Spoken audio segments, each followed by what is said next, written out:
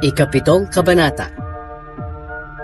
Si Jesus at ang kaniyang mga kapatid.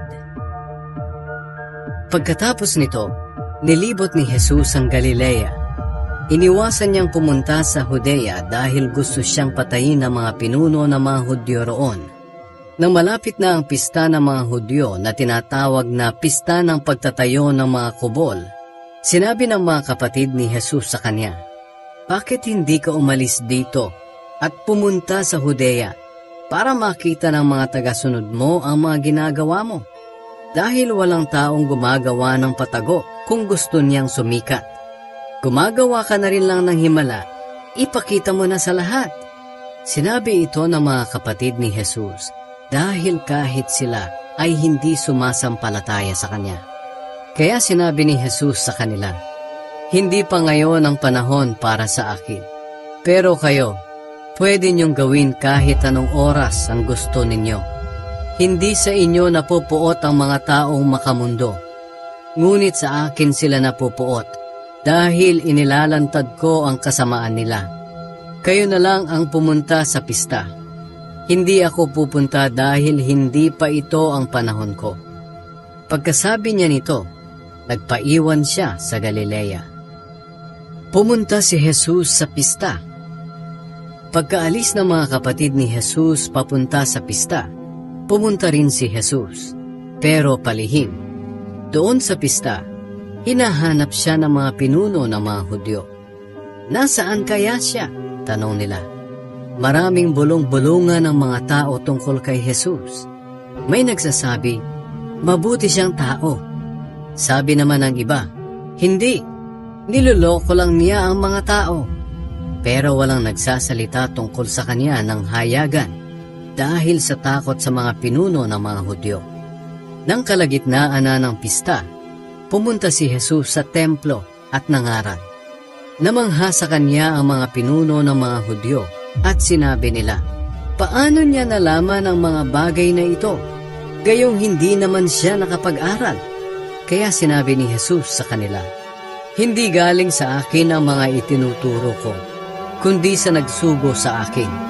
Malalaman ng sino mang gustong sumunod sa kalooban ng Diyos kung ang itinuturo ko'y galing nga sa Diyos o sa akin lang.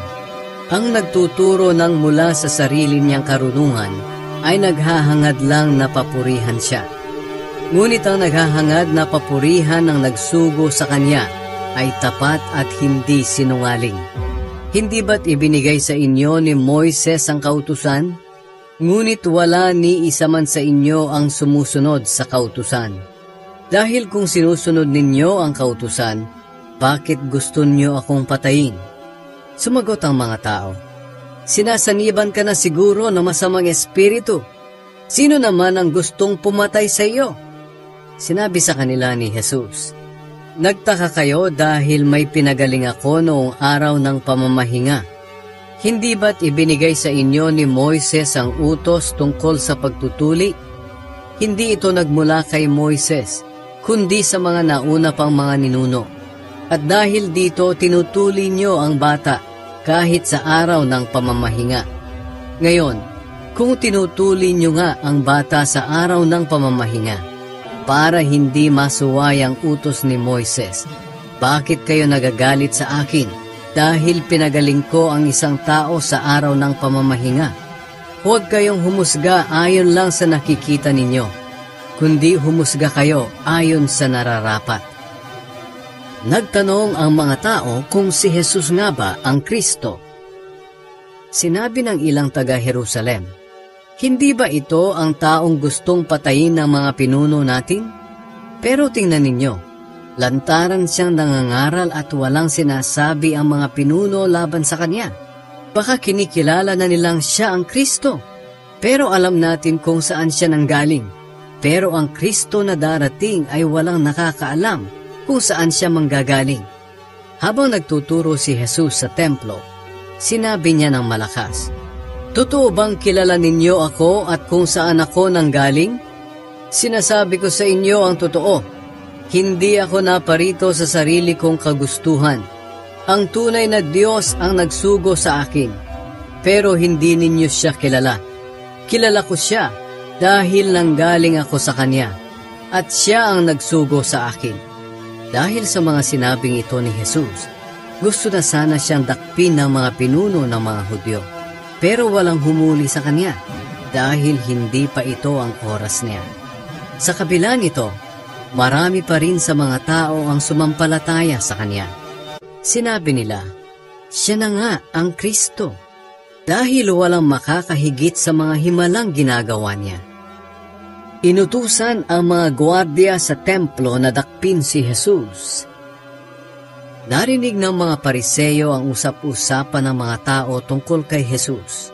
Kaya inutusan nila at ng mga namamahalang pari ang mga gwardiya sa templo na dakpin si Jesus. Sinabi ni Jesus, "Sandali niyo na lang ako makakasama, at pagkatapos nito'y babalik na ako sa nagsugo sa akin. Hahanapin niyo ako, pero hindi niyo makikita, dahil hindi kayo makakapunta sa pupuntahan ko." Nagtanungan ang mga pinuno ng mga Hudyo, saan kaya niya balak pumunta at hindi na raw natin siya makikita?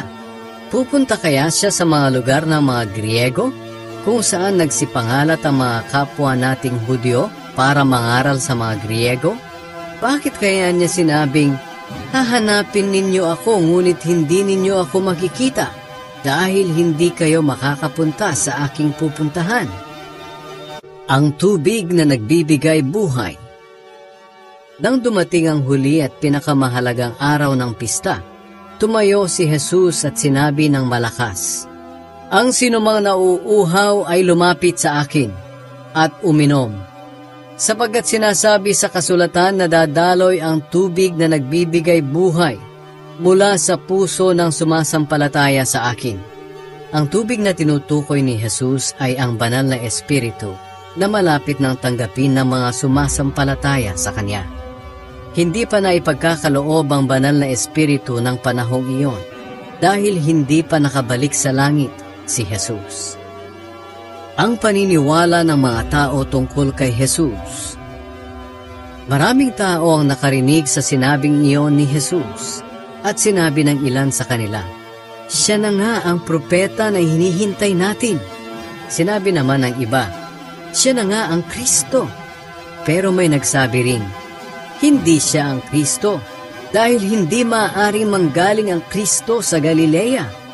Hindi ba't sinasabi sa kasulatan na ang Kristo ay manggagaling sa lahi ni Haring David at ipapanganak sa Bethlehem na bayan ni David? Kaya iba-iba ang paniniwala ng mga tao tungkol kay Jesus. Gusto ng ilan na dakpin siya, pero walang humuli sa Kanya. Ayaw maniwala ng mga pinuno ng mga Hudyo kay Jesus. Bumalik ang mga guwardiya ng templo sa mga namamahalang pari at mga Pariseyo na nag-utos sa kanila na dakpin si Jesus. Tinanong sila ng mga ito, "Bakit hindi ninyo siya dinala rito?" Sumagot sila, "Ngayon lang po kami nakarinig ng katulad niyang magsalita." Sinabi ng mga Pariseyo, "Kung ganoon, pati kayo ay naloko na rin ng taong iyon. May nakita na ba kayong mga pinuno o mga Pariseyong sumasampalataya sa Kanya? Wala. Mga tao lang na walang alam sa kautusan ni Moises ang sumasampalataya sa Kanya. Sumpain sila ng Diyos." Isa sa mga Pariseyong naroon ay si Nicodemos, na minsang dumalaw kay Jesus. Sinabi niya sa mga kasamahan niya, "Hindi ba't labag sa kautusan natin na hatulan ang isang tao hanggat hindi siya nalilitis at inaalam kung ano ang ginawa niya?" Sumagot sila kay Nicodemos, "Taga Galilea ka rin ba? Magsaliksik ka sa kasulatan at makikita mong walang propetang nanggagaling sa Galilea." Pagkatapos nito, nag-uwian na silang lahat.